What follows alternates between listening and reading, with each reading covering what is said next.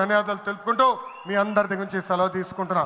జోహార్ అన్న ఎన్టీఆర్, జోహార్ అన్న ఎన్టీఆర్.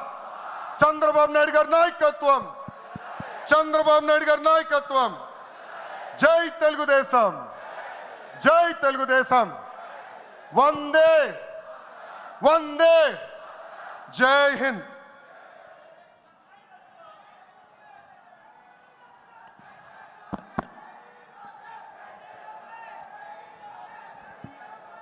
ఇది ట్రైలర్ మాత్రమే, అవి పిక్చర్ బాకీ హై.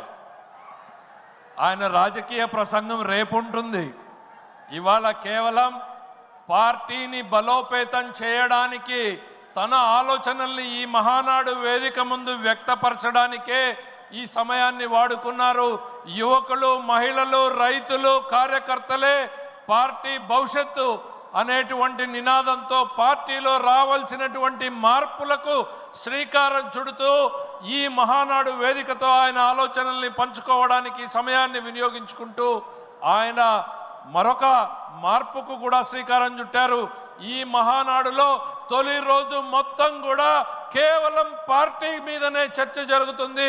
రెండవ రోజు ప్రభుత్వ కార్యకలాపాల మీద చర్చ ఉంటుంది. పార్టీని ఏ రకంగా బలోపేతం చేయాలి, ఏ దిశగా ముందుకు పోవాలి అనేటువంటి మార్పుకు కూడా శ్రీకారం చుట్టినటువంటి శ్రీ లోకేష్ గారి అద్భుతమైన ప్రసంగానికి ధన్యవాదాలు తెలియజేసుకుంటూ మన ముందు ఈరోజు ఇంకొక మహత్తరం